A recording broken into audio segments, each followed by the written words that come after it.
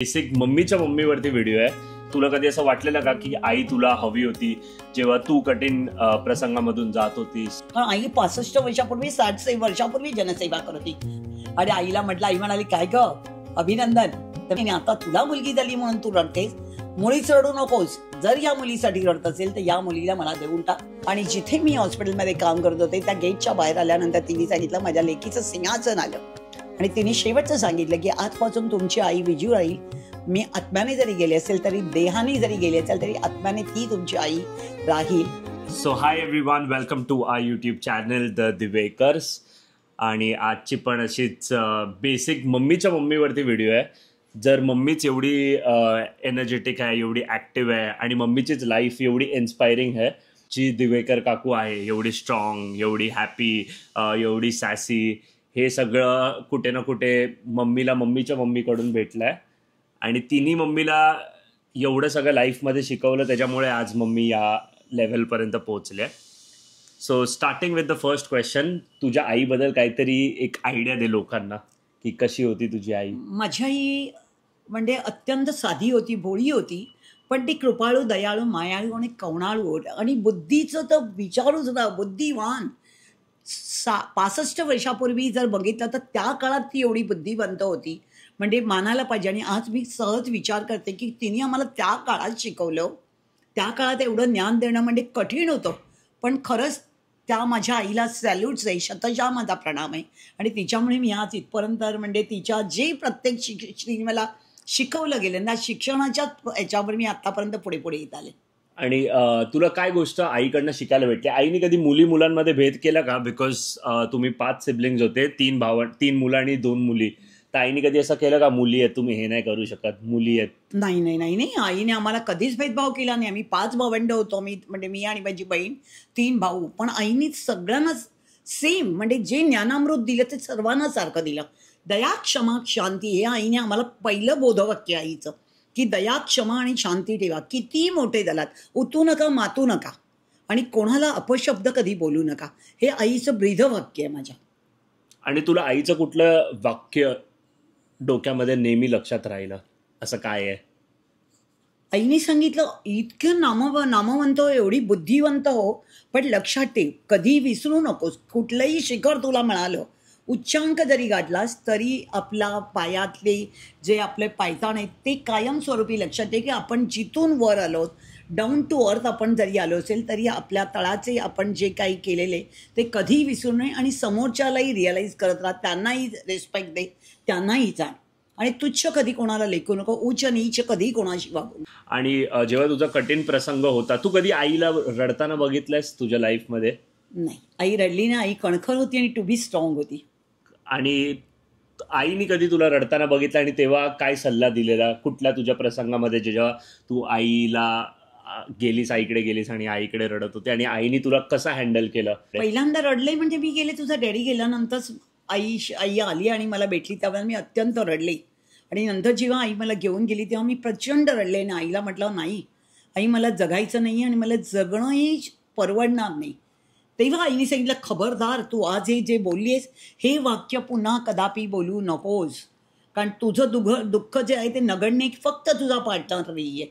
अगं लाखो लोकांना बघ, म्हणजे अरबो लोक आहेत, त्यांना प्रचंड दुःख आहेत, दुःखाच्या ज्या व्यथा आहेत त्या वेगवेगळ्या आहेत, तुला फक्त पार्टनर आहे तर तू रडण्यात काही अर्थ नाही। तू चांगलं कर्म कर आणि ह्या मुलांना चांगलं घडव, उत्कृष्ट माता म्हणून जा। आज जिजाऊनी जसं महाराजांना, शिवाजी महाराजांना जसं घडवलं तसंही तुला तुझ्या मुलांना घडवावं लागेल आणि त्यांना जेव्हा तो उत्कृष्ट घडवलं जाशील तेव्हाच तू नामांकित आई होशील, नाही तर लोक तुला असतील। हे आईने त्यावेळेला मला एक स्लो पॉइझन इंजेक्शन दिलेले ज्ञानाचं। तुला कधी असं वाटलेलं का की आई तुला हवी होती जेव्हा तू कठीण प्रसंगामधून जात होतीस? कधी असं वाटलेलं? नाही, आत्ता वाटतं की आई हवी होती, कारण त्यावेळेला जर माझा कठीण प्रसंग तिने बघितला असता तर तिला माझ्या वेदना सहन झाल्या नसता, माझं दुःख ती कदापि म्हणजे पाहू शकली नसते आणि माझे अश्रू जे ते तिला सहनही झाले नसते। तू आई बनल्यावरती तुला तुझ्या आईची अशी कधी आठवण आली ना? डेफिनेटली आली। ज्या वेळेला पहिली डिलिव्हरी झाली आणि राणात आली त्यावेळेला ज्या वेदना असतात आणि 9 महिने आपण जे कॅरी ऑन करतो, जी आपण बाळाला पोटात वाढवतो, गर्भाशयामध्ये वाढवतो आणि ज्या वेळेला डिलिव्हरीचा समय येतो, प्रसूत वेदना होतात, त्या अत्यंत कणखर आणि जीव घेण्या असतात। आणि त्या तिथे बाईचा पुनर्जन्म असतो.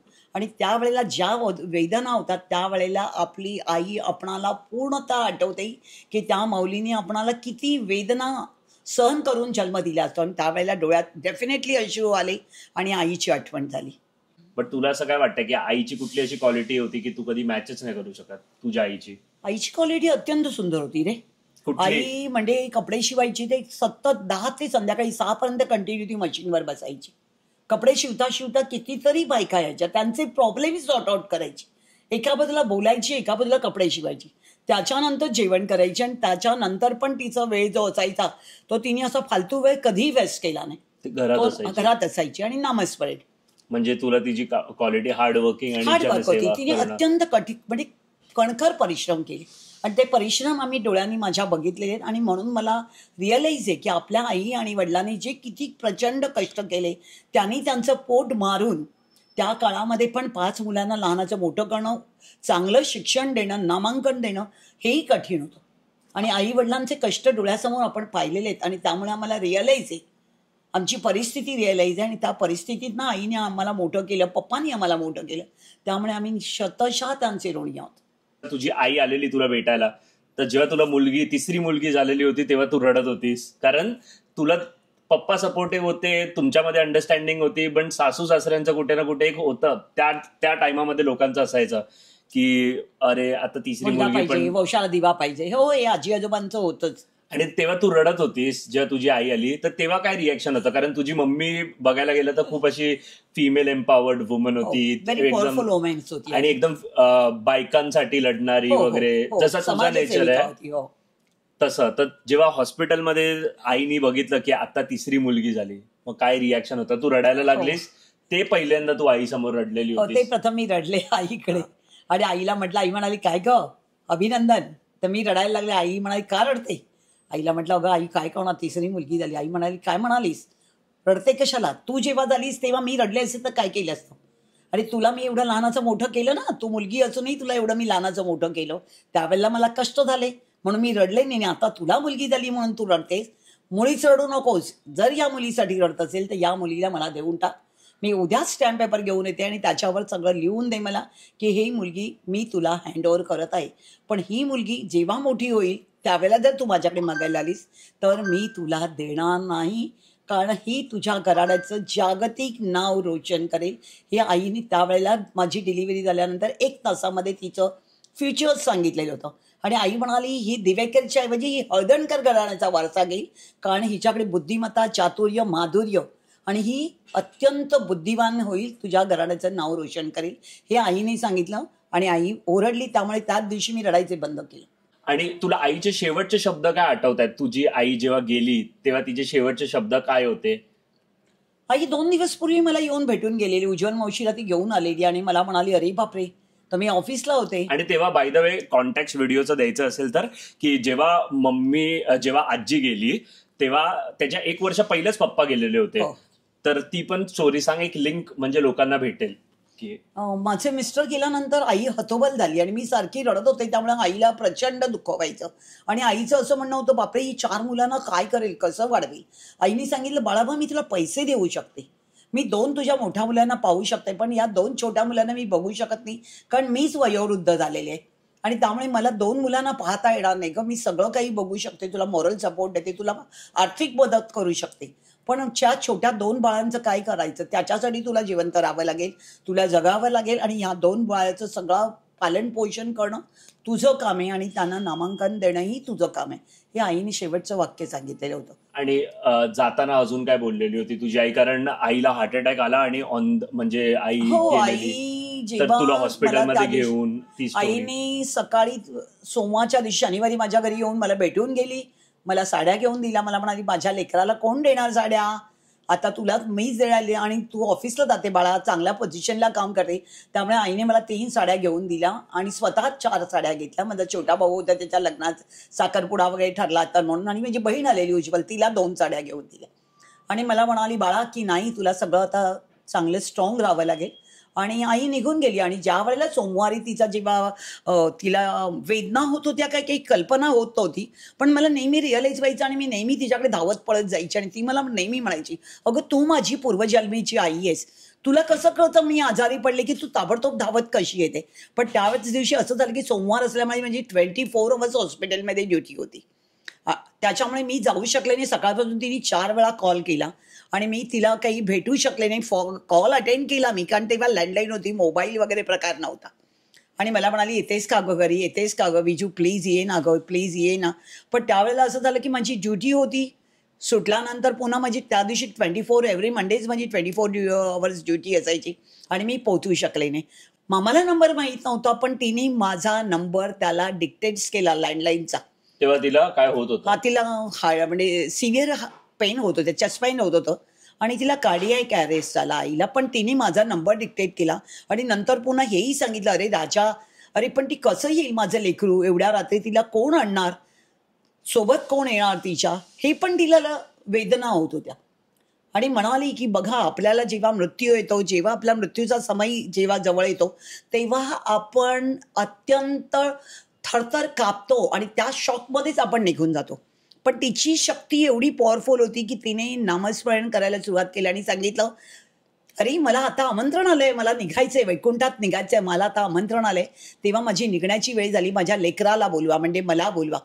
आणि नंतर म्हणाली की तिला माझ्या भावाने मला फोन केला आणि तसंच मी माझ्या मोठ्या भावाला सांगितलं, अरे राजा जा, आईला बरं नाही. आणि म्हणजे आईची तब्येत अचानक बिघडली. नागेश गेला, तोपर्यंत मी जाईपर्यंत अर्ध्या रस्त्यात तिला घेऊन तो हॉस्पिटलपर्यंत निघाला होता आणि ती रामकृष्ण हरी रामकृष्ण हरी या नामाचा नामस्मरण करत होती. आणि भाऊ, आपण वाचवण्याचा प्रयत्न करतो, जेव्हा माणसाची तब्येत बिघडली जाते तर आपण हॉस्पिटलमध्ये नेतो, डॉक्टरांना बोलवतो. रात्रीचा 1:30चा सवय होता आणि तिला कारमध्ये भरलं, भावाने टॅक्सीत भरलं आणि निघून घेऊन येत होता. तर ती म्हणाली, नाही रामकृष्ण हरी रामकृष्ण हरी. आणि नंतर म्हणाली, अरे नाग्या, नाही रे, मला आमंत्रण आलं, माझं वैकुंठात गमन आहे, मला निघावं लागतं, आता तुम्ही थांबू नका मला आणि मला कोणी म्हणजे या मोहमायेत अडकवू नका, मला निघावं लागेल. आणि जिथे मी हॉस्पिटलमध्ये काम करत होते त्या गेटच्या बाहेर आल्यानंतर तिने सांगितलं, माझ्या लेकीचं सिंहासन आलं, माझ्या लेकीला तुम्ही लक्ष द्या रे, तिला विजूकडे लक्ष द्या, तिला जर तुम्ही पाहिलात, 10% दिलात, मदत केलात, तर मी तुम्हाला 100% मदत करेन आणि कायम स्वरूपी मी माझ्या लेकरांच्या पाठी छायेसारखी उभी राहीन. आणि तिने शेवटचं सांगितलं की आजपासून तुमची आई विजू राहील, मी आत्म्याने जरी गेले असेल तरी, देहाने जरी गेले असेल तरी आत्म्याने ती तुमची आई राहील.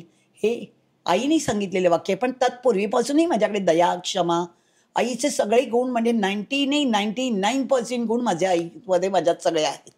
म्हणजे अशी तुला कुठली गोष्ट दिसते की ती जनरेशन टू जनरेशन डिटोरिएट होत चालली आहे, म्हणजे ती क्वालिटी जात चालली आहे, म्हणजे जी क्वालिटी तुझ्या आईकडे होती ती तुझ्याकडे नाही आली आणि तुझ्याकडे जी क्वालिटी आहे ती आता पुढच्या जनरेशनकडे नाही येत आहे, अशी कुठली क्वालिटी तुला वाटते? नाही, अनुकरण आपण करतच राहतो रे. तू म्हणशील असं ते मी एक्सेप्ट करणार नाही, की अनुकरण हे नेहमी होतच राहतं. आता काही जनरेशन गॅप आहे, विचारसरणी भिन्न आहे. सो आजच्या व्हिडिओसाठी एवढंच होतं. आता आपण भेटूया नेक्स्ट व्हिडिओमध्ये. Bye. Please share, like, subscribe and message please. Bye. नमस्ते. Bye bye.